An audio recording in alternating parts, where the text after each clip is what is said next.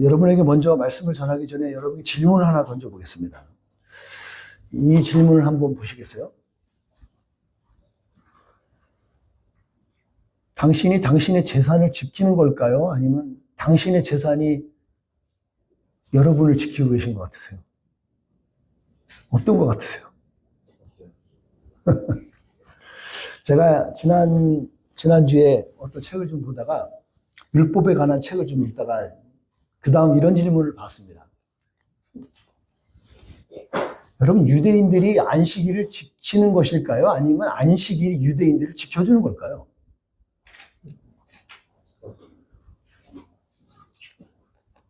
여러분, 이게 상당히 이게 간단한 질문 같은데 깊이 있는 질문이에요, 이거요.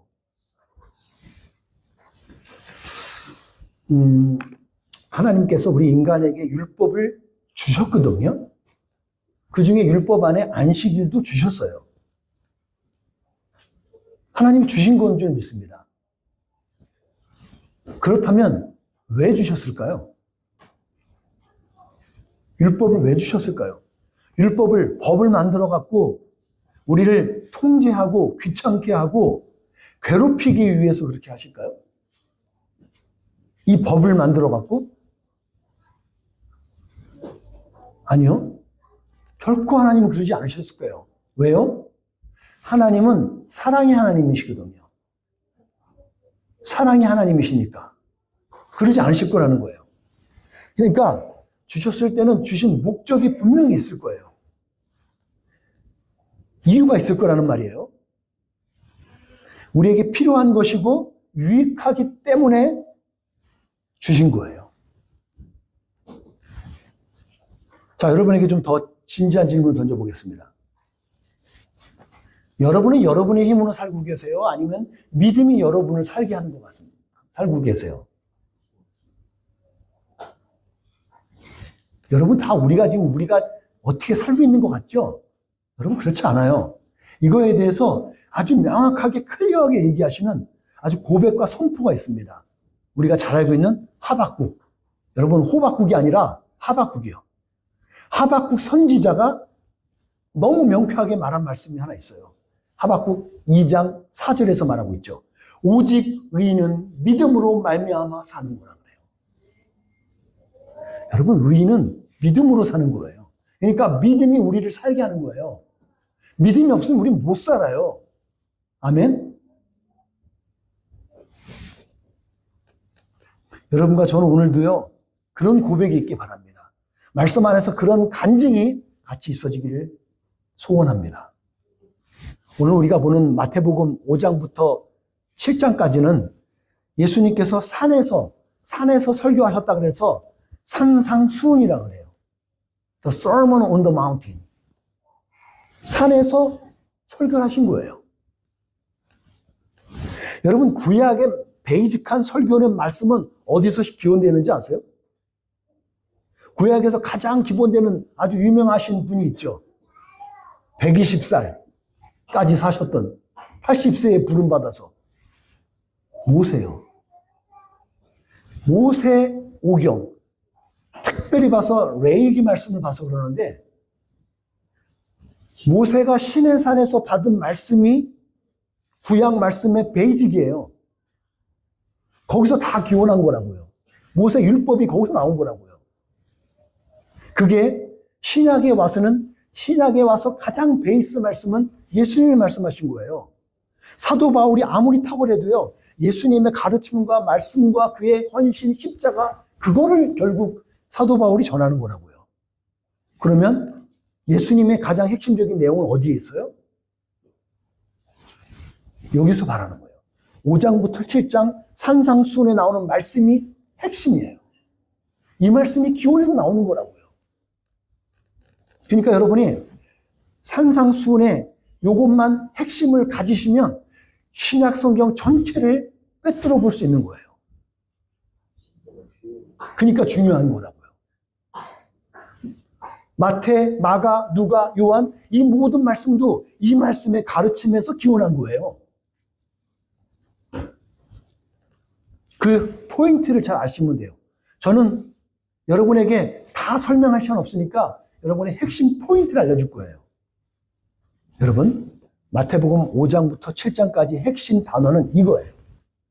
이걸 여러분이 이 안경을 끼시고 보면 다 보여요. 이 말씀이요. 킹덤 멘탈리티요. 하나님의 나라 정신이에요. 여기서 말하는 전체 핵심은 이걸 보고 안경을 끼고 보셔야 돼요. 그래야 보여요. 하나님의 나라 관점으로 보셔야 돼요. 하나님의 나라 정신으로 여러분이 할 수 있어요. 여러분의 의로는 절대 불가해요. 내가 가진 의로는 안 돼요. 내 정신으로는 안 돼요. 여러분이 하나님의 나라 정신을 가진지 어떻게 할 수 있어요? 여러분 한 주 내내 바빴죠. 일터에서 가정에서 아이를 돌보고 일터에서 일하고 돈 벌어서 먹고 살아야 되고 얼마나 힘들어요. 그런데 그 모든 상황에도 불구하고 주일을 지켜서 주일날 와서 예배하는 거, 그건 하나님의 나라 정신이 없으면 안 돼요. 거기 와갖고 교회에 필요한 일들을 하나 한 가지 나도 쉬고 싶고 나도 그냥 대접받고 싶은데 그 모든 거 다 내려놓고 섬김의 장에 나오는 것, 그게 하나님의 나라 정신이에요.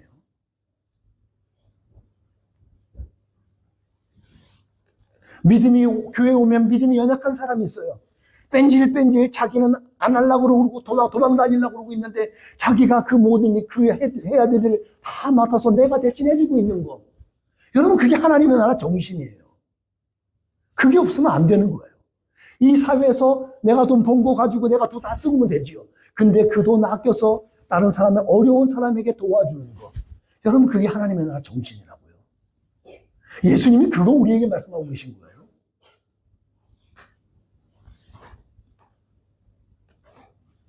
여러분과 제가 예수님을 그리스도로 믿고 산다면 오늘 우리가 지금 읽고 있는 말씀들, 마태복음 5장, 6장, 7장에 나와 있는 말씀들이 우리가 살아낼 수 있게 돼요. 여러분, 그런 삶을 살아내는 하나님의 자녀 되기를 축복합니다. 이럴 때 아멘 하시는 거예요. 그렇게 살기를 축복합니다. 여러분, 오래전 우리 대한민국은 6.25 전쟁이 있었습니다. 그 전쟁 이후에 제가 기억해요. 어렸을 때 제 그 개울가에 보면, 개천가에 보면 탄피 같은 게 많이 있었어요. 제가 봤어요, 실제로. 성남에서도. 탄피 같은 게 진짜 어릴 때 제가 나중에 기억하니까 막 탄피 같은 게 있었더라고요. 근데 어느 순간 자꾸 없어지는 말이에요. 그 어려운 6.25 전쟁을 시기를 지나면서 한국은요, 60년대, 70년대를 지나면서 이 시대를 살게 돼요. 그 시대는 이것을 가지고 있으면 살 수 있었어요. 뭔지 아세요? 이거예요. 노하우. 노하우가 있으면 그 당시엔 살았어요. 그리고 그 사람들이 시대를 리드했어요. 기술이 있는 사람들이 다 압도적으로 이끌어 갔다고요. 그렇게 시간이 지났습니다. 시간이 지나면서 어느 정도 시간이 지났는데 저는 그 기준을 2000년도로 대략 보고 있습니다. 여러분, 대략 2000년도에 뭐가 발달된 줄 아세요? 인터넷이 급속도로 발달됐어요. 그 전에 물론 나왔어요. 제가 기억하기로는 컴퓨터에 플로피 디스켓에서 5.25 큰 거, 그거 하나 꼽으면 거기에 뭐 몇 메가 들어가나? 지금은 웃기기죠. 콧방구도 안 끼죠. 우리는 몇 기가 얘기하고 있는데 그거 하나 다 자료 하나 넣어갖고 막 하고 있는. 여러분, 그 시대는 이거 있으면 살할 수 있었어요. 노웨어 시대였어요. 정보가 어디 있는지 알기만 하면 그 사람이 시대를 리드했어요. 컴퓨터에서 딱 따져갖고 여기 있어 딱 밀어넣으면 이 사람이 세상을 지배하는 거예요. 여러분, 여기까지 생각할 줄 알면 그 다음이잖아요. 그 다음은 이 시대는 누가 리드할 것 같아요? 빌 게이츠가 리드해요? 여러분, 누가 리드할 것 같으세요? 저도 생각을 해봤어요.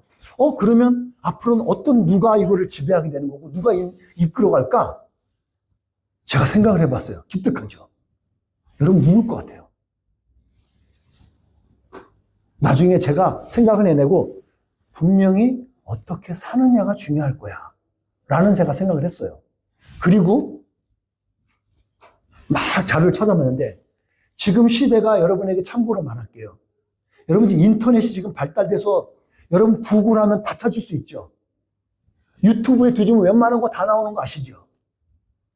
특별히 챗 GPT 써보신 분 한번 손 들어보세요. 챗 GPT 한번 이렇게 해보신 분들. 이분들은 좀 앞서가시는 분이에요. 여러분들 챗 GPT가 뭔지 몰라. 여러분은 세상을 지배하실 수 없어요. 그냥 잘 사세요, 지금 현재. 앞으로 살아가는 사람은 이거 알아야 돼요. 챗 GPT에 물어보면요, 여러분들 더 이상 no where 시대도 가질 필요 없어요. 어딘지 다 알아. 여기가 다 말해줘요, 이제. 여러분, 앞으로는 이 시대가 살 거예요. 이 시대에 우리가 살아야 돼요. 이거 하셔야 돼요. know how to apply요. 여러분이 말고 알고 있는 그 모든 것들, 알고 있는 것을 여러분이 삶으로, 행동으로 살아내지 않고 적용하지 않으면 여러분 못 사세요. 이 세상을 절대 리드할 수 없으세요. 여러분, 제가 예를 들어볼까요? 아주 유명한 사람이 다이어트 할 수 있는 막 비디오 막 보여주고 영상을 보여줘요. 안 따라하면 아무 소용이 없어요. 누가 해야 되는데요? 아무리 맛있는 음식을 보여주는 거 보여줘도 내가 해먹지 않으면 내 음식이 아니에요. 난 못 먹어요. 맞죠? 마찬가지인 거예요. 그러니까 이 시대에 적용해서 살아내는 것이 대세예요. 뭘 몰라갖고 못한다고 말할 수 없는 시대라고요. 난 모르겠는데 여러분 구글만 뒤져도 나오는걸요. 유튜브에 유 선생한테 물어보면 다 알려주는데 뭘 몰라서 못한다고 할 수가 없어요. 제가 지금 뭘 말하려고 하는지 지금 제가 뜸을 이렇게 많이 오래 들이는데 뭘 말하려고 하는지 아세요? 제가 아무 요리를 못합니다. 제 아내가 한번 너무너무 해달라 해서 라면을 끓여줘요. 저희가 할 수 있는 최선의 요리는 라면이에요. 잘 끓이는 거예요. 아주 꼬들꼬들하게. 근데 그나마 그것도 못해요. 라면을 제가 못 먹으니까 이제 아내가 돼요. 근데 제가 무슨 요리를 못한다고 말할 수 없어요. 왠 줄 아세요? 유 선생의 유튜브가 다 알려줘요. 상세하게 설명 다 나오더만요. 아내에게 최소한 미역국은 끓여줘야겠다 생각해서 쭈져봤어요. 아주 잘 나오던데요. 미역국 어떻게 끓이는지 내가 핑계댈 수 없어요. 난 뭘 몰라서 못한다고 말할 수 없더라고요. 그 말은 뭐냐면 여러분의 신앙생활도요. 여러분이 뭘 몰라서 못한다고 이제 말할 수 없어요. 나는 하나님을 모르겠어요. 여러분 하나님 진짜 몰라서 못하세요? 하나님 모르세요 진짜로?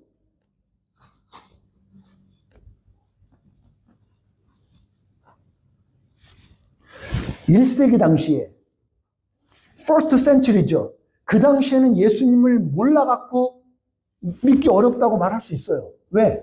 예수님 처음 봤잖아요. 지금은 너무 오랜 시간이 지났기 때문에 난 본 적이 없으니까 못 믿어.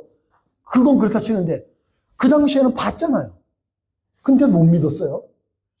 근데 예수님이 가르쳐준 하나님의 나라 정신도 그 사람들은 처음 들어봤던 거니까 못 믿어요. 근데 우리는 왜 못 믿죠? 다 들었는데도 불구하고 왜 몰라요? 마치 지금 교회에 처음 나온 사람들은 하나님의 말씀을 모르니까 못 믿을 수 있어요. 저는 근데 오늘 다른 관점에서 보는 거예요. 그러나 여러분과 저는 알잖아요. 들어서 알고 있잖아요. 최소한 여기 성경책에 나와 있는 여러분 말씀을 읽고 듣고 설교를 들으면서 알고 있다고요. 기본적인 지식도 갖고 있어요. 구글, 챗 GPT에서 너무 잘 설명해요. 여러분 시시한 어설픈 것보다도 챗 GPT에서도 정확하게 어떤 저기만 주면요 타고난 설교가 나와요. 지금 제가 한번 궁금해갖고 한번 해봤어요. 마태복음 5장 뭐에 대해서 이거에 대해서 이거를 좀 그 보수적인 성향에서 아주 설명을 하는데 5분짜리, 10분짜리 설교문을 한번 만들어 봐. 여러분, 탁월합니다. 제가 막 굴리는 것보다도 더 잘 만들어요. 여러분들 몰라서 못할 수 없어요, 이제. 이젠 진짜 살아내는 거예요. 영성은 진짜 살아내는 것으로 찾을 수 있거든요. 여러분들이 몰라서 모르요. 그리고 여러분 나름대로 어느 정도 믿음도 갖고 계신 거 알아요? 믿음이 있다고요. 제가 한번 여러분 체크해 볼까요? 여러분이 얼마나 알고 계신지를. 자, 10계명 여러분 아시죠? 10계명 중에서 살인하지 말라가 몇 번째 계명인지 아세요? 아시는 분? 그것도 아리까리예요. 6번째예요. 6번째가 살인하지 말라는 거예요. 자, 이건 좀 심화된 건데 마태복음 22장에 보면 율법학자가 예수님을 시험하기 위해서 질문 하나 던집니다. 선생님, 뭘 말 아시는 것 같은데 난 신학 박사고 율법 박사예요. 근데 선생님, 율법에서 가장 큰 계명이 뭐예요? 물어봤어요. 여러분 뭐예요? 율법에서 가장 큰 계명이 뭐예요? 예수님 뭐라고 대답해요? 예, 하사이사. 쉽게 말했잖아요. 하나님을 사랑하고 이웃을 사랑하는 거. 그걸 대답하니까 율법학자가 아무 말도 못하겠는 거예요. 왜? 핵심을, 정복을 정확하게 찔렀거든요. 하나님 사랑, 이웃 사랑이에요. 그거에 대해서 예수님께서 덧붙이셨어요. 그게 구약에 나와 있는 율법의 핵심인데 예수님은 뭐라 그래요? 예수님이 주신 세 계명이 있어요. 이거 알아맞히신 분. 예수님이 세 계명은 무슨 계명을 주셨어요? 이쪽에서 아셔야지 그래도. 서로 사랑하라는 거예요. 예수님은 한 말씀 하신 거예요. 서로 사랑해. 이게 핵심이에요, 여러분. 10계명은 그렇게 말해주는 거예요. 1부터 4는 하나님을 사랑하라는 거고 그 다음에 5계명 가지고 부모를 공경해라는 거는 이 하나님을 사랑하고 뭔가 연결 지으면서 이웃사랑과 오버랩되는 중간 역할을 하는 것 같아요. 그리고 나서 6부터 10까지는요. 이웃사랑에 대한 거예요. 너무너무 클리어하게 얘기했다고요. 제가 오늘 말하고 있는 핵심은 이제부터 여러분 잘 들으셔야 되는 거예요. 사랑의 실천을 하는데 서로 사랑을 하는데 구체적인 형제, 자매 사랑하기를 예수님께서 설교해 주시는 거예요. 구체적으로 너희들 형제와 자매까지 서로 사랑하는 거 어떻게 해야 되는지를 말씀해 주는 거라고요. 그 모든 것 가운데서 첫 번째 말해주는 게 살인하지 말라는 거예요. 왜 살인하지 말라 그럴까요? 자, 여러분이 사랑하는 사람을 누군가가 그 사람을 죽였으면 그 사람하고 관계가 어떻게 되겠어요? 여러분 그거 당해보셨어요? 내가 아끼고 사랑하는 물건을 누가 깨부신 것도 놀랄 일이지만 내가 사랑하는 사람을 누가 때리기를 했어요? 그 사람을 죽였어요? 여러분 어떨 것 같아요? 관계가 절대 좋을 수 없어요. 그러니까 살인하지 말라는 거예요. 살인하지 마세요. 살인하지 말라는 거예요. 근데 여기 성경에서 보면 예수님은 구약에서 말하는 살인하지 말아라는 말씀보다 더 심화된 예수님의 말씀을 해주셔요. 어떤 말씀이냐면 예수님의 살인 기준은 달라요. 살인하지 말라는 기준이 다르다고요. 너무 높아요. 아니, 어쨌든 이해를 할 수 없어요. 우리는 실천할 수도 없을 것 같아요. 이대로 못할 것 같아요. 자, 오늘 말씀 본문으로 볼게요. 살인하지 말라는데 22절에 보니까 나는 너희에게 말한다. 그러니까 예수님이 말하는 거예요. 나는 너희에게 말하는데 너희가 있잖아. 형제나 자매에게 화를 낸 것만 해도 너 심판 때 갈 거야. 자, 여러분 한번 말해보세요. 난 여태까지 살면서 내 부모나 형제나 내 이웃의 누구에게, 형제에게 욕을 화낸 적 없어. 난 분노, 앵글이 해갖고 난 화낸 적 없어. 한번 손 들어보세요. 아무도 없을걸요?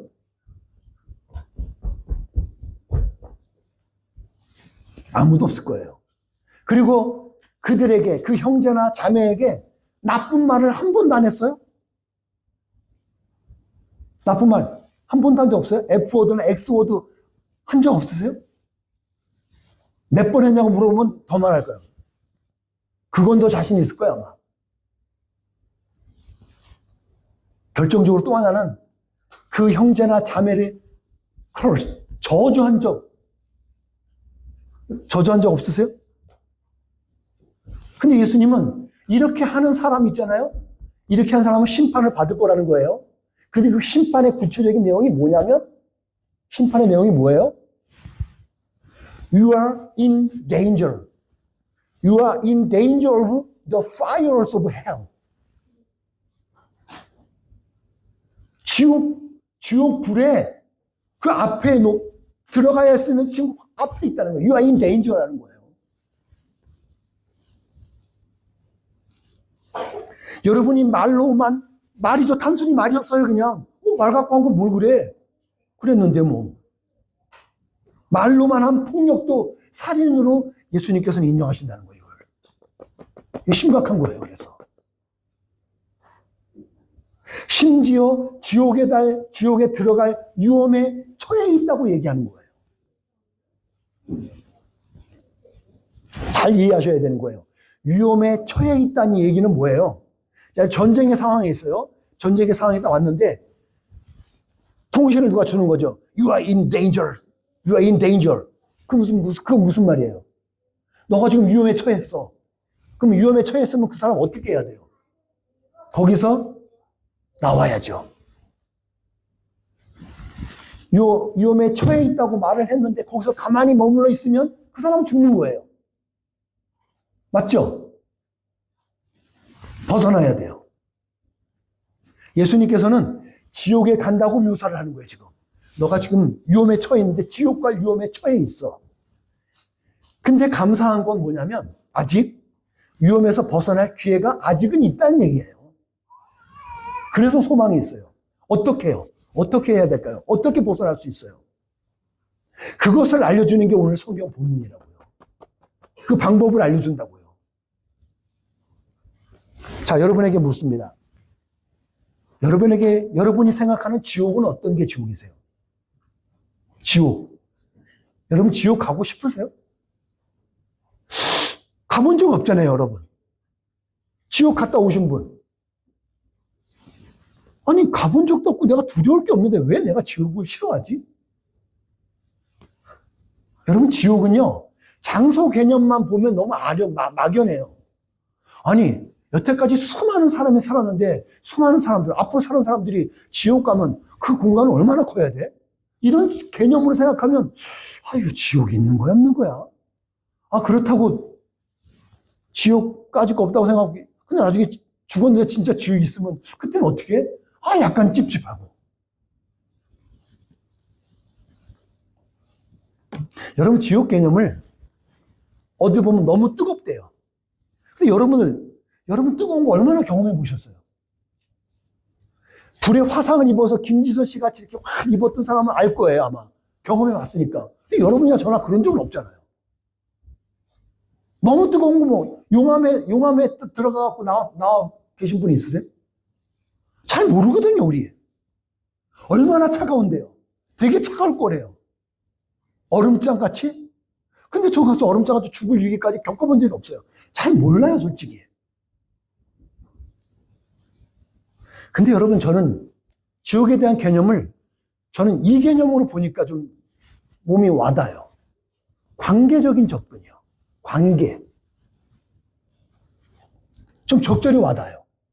하나님의 사랑이 없고 은혜가 없고 용서가 없는 곳. 전 그곳이 지옥 같아요. 여러분, 부부끼리 싸웠는데 용서가 없어. 이혼하는 거예요. 용서 없이 그냥 산다고요? 얼마나 차가운지 아세요? 한번 우리도 차갑게 한번 싸워본 적이 있는데, 여러분 부부싸움 해봤죠? 사랑이 없어 봐요. 사랑해서 결혼했는데 사랑이 없어요. 그게 지옥인 거예요, 여러분. 그 지옥 가지 말라는 건데. 오늘 우리가 하나님의 나라 정신으로 이 세상을 살아가야 되는 줄 믿습니다. 하나님의 나라 정신으로 이 세상을 살아나가야 되는데 형제 자매와의 관계 안에서 해결되지 않은 죄가 있다면 감옥에 갇힌 것처럼 살아간다는 거예요. 감옥에. 오늘 성경이 그 얘기해 주고 있어요. 제가 이 성경을 여러분 풀 시간이 없어요. 여러분이 인지 능력이 있어서 읽을 능력만 있다면 여러분이 이 관점으로 이해하시면 이해할 수 있어요. 감옥에 갇혀 사는 것 같이 지금 예수님이 묘사해 주고 있는 거예요. 너 감옥 같이 사는 거야, 지금. 그거 죄진 거 관계 안에서 매듭붙임하고 죄 짓는 거 가지고서 살아가면 너 감옥에 사는 것 같아. 근데 그 감옥에 사는 게 곧 지옥이라는 거야. 지옥같이 사는 거라는 거죠. 여기서 벗어나야 된다는 거예요. 이 위험에서 벗어나셔야 된다고요. 어떻게 벗어날 건데요? 어떻게 우리가 벗어날 수 있는데요? 여러분이 먼저 하나 아셔야 될 게 있어요. 여러분과 제가 이 위험 아래 있을 수 있다는 걸 인정해야 돼요. 여러분과 제가 그럴 수 있는 존재예요. 그럴 위험에 앞에 있을 수 있다는 거예요. 어떻게 해요? 말과 행동, 생각을 통해서 우리 이웃들에게, 가깝게는 여러분의 배우자에게, 혹은 여러분의 부모나 여러분의 자녀에게 이렇게 할 수 있다는 거예요. 우리가 그럴 수 있어요. 내가 그럴 수 있다고요. 그렇게 하고 있다면 예수님께서 볼 때는, 오늘 이 성경에서 볼 때는 예수님의 기준으로는 지금 살인하는 것과 같이 본다는 거예요. 심각하죠. 그 말은 뭐냐면 지옥 갈 위험에 처해 있다는 거예요. 그걸 우회적으로 우리에게 말을 해주고 있는 거라고요. 그거 갖고 지옥까지 가요, 예수님? 너무 심하지 않아요? 그게 누적되면 그렇다는 거예요. 관계적 감옥 안에 갇힌 것 같은 거예요. 관계적 감옥. 여러분, 우리는 결국 관계 안에 살고 있잖아요. 다 관계 안에 살고 있잖아요. 일터에서, 가정에서, 교회에서 다 관계 안에 있어요. 이 관계에서 삐뚤어지고 풀려지지 않으면 거기 안에가 우리가 따로 감옥이 아니에요. 거기가 감옥되게 된다고요. 저는 오늘 예수님께서 아주 구체적으로 이제는 설명해 주는 거예요. 잘 못 알아들을 수 있으니까 짧은 말에서, 그러니까 그들에게 예수님께서 말해 주는 거예요. 너희들이 이제 제사를 드리러 나오잖아. 여기서 말하는 제사는 예배, 우리가 말하는 예배로 여러분 이해하시면 돼요. 우리가 예배하러 주님께 나올 때 이제 얘기하는 거예요. 너가 예배하러 나올 때 그때 예배 전에 이 문제를 해결하라는 거예요. 형제와 자매하고 뭔가 관계적인 문제가 있었던 거 있지? 그 관계를 해결하라는 거예요. 저는 여러분에게 풀어서 드리는 거예요. 그래서 여러분이 예배 전에 최소한 10분 전에 나와서 기도하면서 이걸 먼저 풀어내는 거예요. 이걸 먼저 풀어내면 그 사람은 예배에 하나님의 은혜를 경험할 수 있는 가능성이 아주 많아요. 근데 바쁘게 와고 늦게 오면 이 시간이 없는 거예요. 이걸 내 생각에 정리할, 그리고 회개할 시간이 없는 거죠. 여러분 적용해 보세요. 먼저 미리 오세요. 그래야지 이걸 처리할 수 있어요. 제가 여러분에게 좀 더 단도직입적으로 물어볼게요. 여러분이 지난 얼마 동안, 기간 동안 예배하면서 예배에서 하나님의 은혜를 경험하지 못한 분들이 있죠? 혹시 그런 분들이 있으세요? 이 부분 한번 짚어보세요. 이 부분을 한번 자세히 보세요. 그 대상이 가깝게는 각자의 배우자, 혹시는 부모, 자녀, 혹은 목사일 수도 있어요. 담임 목사일 수도 있어요. 아니면 우리 교육 가운데서도 이 관계 안에서 삐뚤어져 갖고 있는 사람이 있으면 여러분이 은혜를 경험을 못해요, 잘. 이게 참.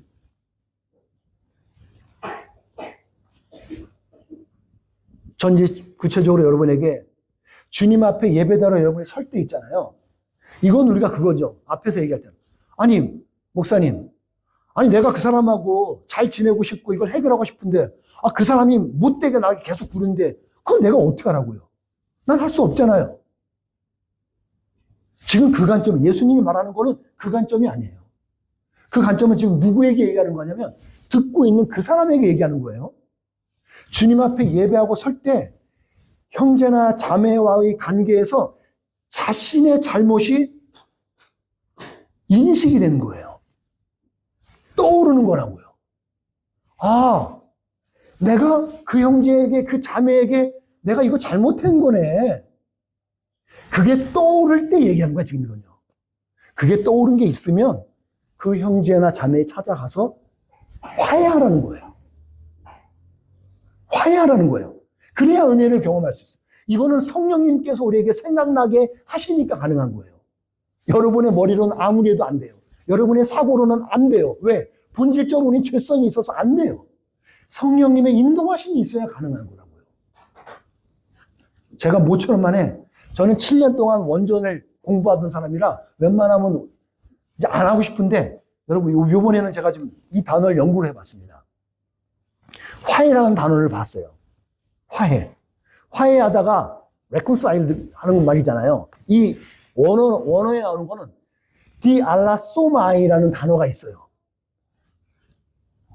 요 단어가 요 말이거든요. 디아라는 단어하고 알라소라는 단어가 합쳐진 거예요. 디아라는 단어는 뭐냐? 비아가 아니라가 비아를 얘기하는 게 아니라 not you, 디아라는 말이 있는데 그것은 무엇을 통하여라는 말이 있는 거예요. 디아라는 말이 그 말이 있고 그 다음에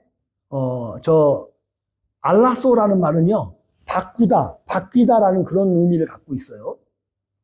이 단어가 합쳐진 건데 바로 이 단어가 되는 거예요. To change thoroughly. 그러니까 무엇을 통해서 완전히 바뀌는 거예요. 완전히 바뀌어내는 거예요. 그러니까 무엇을 통한다는데 뭘 통하냐고요. 그게 바로 예수님이고 성령님인 거예요. 예수님과 성령에 통하지 않고서 우리가 바뀌어낼 수 없어요. 그러니까 화해한다는 의미는 내가 이것을 예수님의 은혜를 통해서 그래서 바뀌어졌기 때문에 내가 누군가와 화해할 수 있는 거예요.